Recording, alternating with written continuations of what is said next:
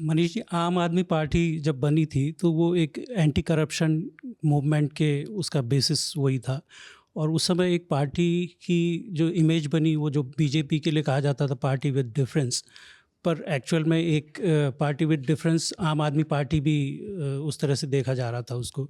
अब पिछले 10 साल में आपके चीफ मिनिस्टर अभी जेल में हैं, दूसरे एक और मिनिस्टर जेल में हैं, आप अभी बेल पे आए हैं। तो इससे आपको लगता है कि वो जो पार्टी की एक इमेज बनी थी बाकी पार्टियों से अलग, उसको नुकसान पहुंचा है? और दूसरा सवाल इसी के साथ, आपने अभी कहा कि मुख्यमंत्री जेल में हैं और उन्होंने इस्तीफ़ा नहीं दिया एक सोची समझी उसके रणनीति के तहत, क्योंकि ये चीफ मिनिस्टर्स को जेल में डाल रहे हैं तो उससे एक ट्रेंड बन जाता। पर आप डिप्टी चीफ मिनिस्टर थे जब आपको जेल भेजा गया, तो आपने इस्तीफ़ा क्यों दिया? टू क्वेश्चंस, वन इज मैंने इस्तीफा क्यों दिया, और first was image of anti corruption वाला। I will start with the last. जब मैं अंदर गया था तो उस वक्त की सिचुएशन थोड़ी डिफरेंट थी।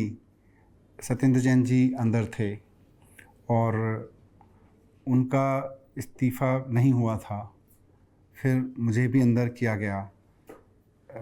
तो ऑल ऑफ ए सडन एक क्वेश्चन उठा, भाई मैं इतने सारे डिपार्टमेंट देखता था, क्योंकि टीबीआर में ना मिनिस्टर बहुत इम्पॉर्टेंट है। लेट मी, क्योंकि सीएम का रोल एक अलग तरीके का है, सुपरवाइजरी है, सीएम की गाइडेंस है, कैबिनेट चेयर करने का है, but day to day functioning of the governance के लिए मिनिस्टर इज़ रिस्पॉन्सिबल। तो वहाँ पे फिर हमने, क्योंकि मेरे पास इतने सारे पोर्टफोलियोज़ थे, तो उनके काम सफ़र ना हो, इसलिए मैंने इमीडिएट इस्तीफ़ा दिया।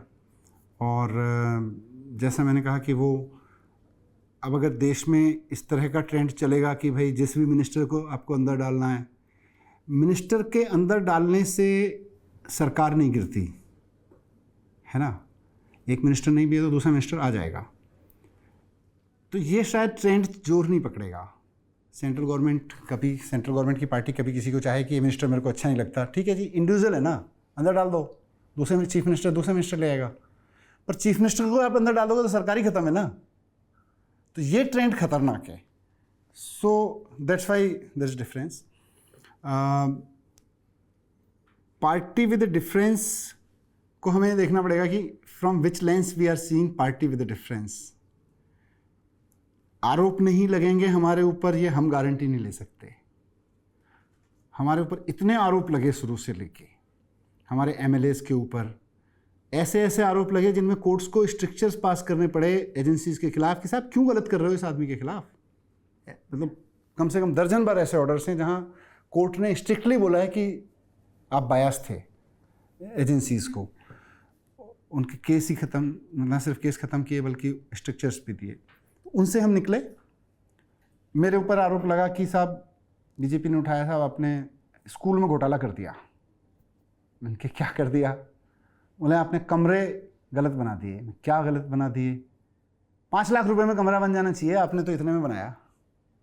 अरे मैं कमरे तो जाके देखो भाई, डेस्क तो देखो।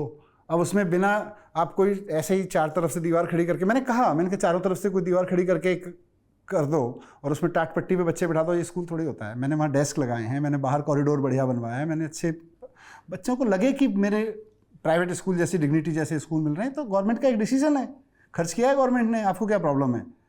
तो उस पर कुछ नहीं चिपका इनका। और भी बहुत सारे मेरे ऊपर एक आरोप लगाया इन्होंने, पता नहीं क्या था वो, हाँ फेसबुक पे ऐड देने का था, ऐड वो था कुछ हमने कैंपेन किया था। इन्होंने आरोप लगाया कि आपने बिना टेंडर के फेसबुक को ऐड दे दिया। अरे भाई फेसबुक तो दुनिया में एक ही है, अगर फेसबुक पे ऐड जाएगा तो फेसबुक पे ही जाएगा, और वही एजेंसी है। तो उसमें सीबीआई जांच बिठा दी इन्होंने। मेरे घर सीबीआई आई थी रेड करने के लिए, तब 2018-19 की बात थी। वहाँ सीबीआई को लिख के देना पड़ा बाद में। तो सीबीआई वाले ऑफिसर्स भी हंस रहे थे मेरे घर पे बैठ के कि जी क्या मजाक है, फेसबुक पे ऐड दोगे तो बिना टेंडर के जाएगा, उसमें टेंडर में दूसरा कॉम्पिटिटर कौन होगा। तो लिख के दे दिया उन्होंने। मैं कहना ही चाह रहा हूँ कि बहुत बार आरोप लगे और हम क्लीन निकले। सीबीआई को लिख के देना पड़ा, गवर्नमेंट के रिकॉर्ड में there is nothing substantial in this case. तो आई एम श्योर इसमें सीबीआई नहीं लिखेगी, ईडी नहीं लिखेगी, कोर्ट लिखेगा। और फिर पार्टी ऑफ डिफरेंस का वो वाला जो टैग है कि देखा, और ये शायद आम आदमी पार्टी पे सबसे बड़ा हमला है। और मैं अपने कार्यकर्ताओं को भी कह रहा हूँ, अपने फैमिली में भी बात करता था मैं, देखना ये काजल की कोठरी है, ये अब हमारी गारंटी बनेगी कि ये लोग तो काजल की कोठरी में भी जाएंगे ना तो बिना छुए निकल आएंगे। आई एम श्योर ये निकलेगा। तो एक मेरा ये जो करप्शन के पॉइंट ऑफ व्यू से आपने बात कही, पर मुझे लगता है कि हमें पार्टी विद डिफरेंस के टैग को भी ना थोड़ा वाइडन करना चाहिए। इट्स नॉट अबाउट कि आरोप प्रत्यारोप क्या लग रहे हैं, राजनीति में आप लड़ोगे तो आरोप प्रत्यारोप तो लगेंगे। पार्टी विद डिफरेंस ये है कि आप सत्ता में आते हो तो क्या करते हो। आप स्कूल पे, इस देश की ज़रूरत सबसे बड़ी स्कूल है, हेल्थ है, एम्प्लॉयमेंट है, उस पर कुछ करते हो कि नहीं करते हो। I think party with difference आपका होना तभी मायने रखता है जब आप गवर्नेंस विद डिफरेंस करते हो। आप गवर्नेंस वैसी देते रहो, प्राइवेट स्कूलों की फीस बढ़ती रहे, सरकारी स्कूल बर्बाद होते रहें, सरकारी अस्पताल बर्बाद होते रहें, प्राइवेट अस्पतालों की मौज होती रहे, फिर क्या पार्टी ऑफ डिफरेंस है। मैं तो कहूँगा कि पार्टी विद हेवन भी हो तो बकवास है। अगर आप गवर्नेंस में आने का आपको मौका मिले, आप स्कूल ठीक कर दो ना यार, जिनको आप पढ़ा दोगे अपने आप ठीक कर लेंगे, फिर कोई ज़रूरत नहीं है लोगों को। हाँ, मैं इमोशनली बोलता हूँ, मतलब I feel it like this.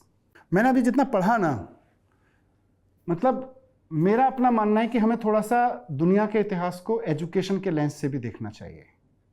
और हमारे देश में अनफॉर्चुनेटली इतिहास का मतलब पॉलिटिकल इतिहास ही होता है, बट अगर हम दुनिया के इतिहास को एजुकेशन के इतिहास से देखेंगे, एजुकेशन के लेंस से देखेंगे, will find very strange things.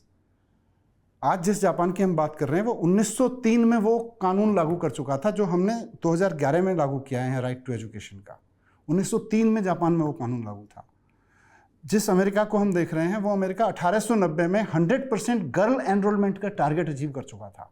This is what I am surprised. मैंने पढ़ा सिंगापुर का एजुकेशन सिस्टम। क्वान ली वहाँ के प्राइम मिनिस्टर थे, 1964 में इंडिपेंडेंट वो कंट्री होता है। ही cries on A television interview कि मेरे देश में ना कोई रिसोर्स है, ना पानी है पीने का, खेती बाड़ी तो भूल ही जाइए, हम जिएंगे कैसे। एंड देन ही सेड कि हम एजुकेशन से जिएंगे।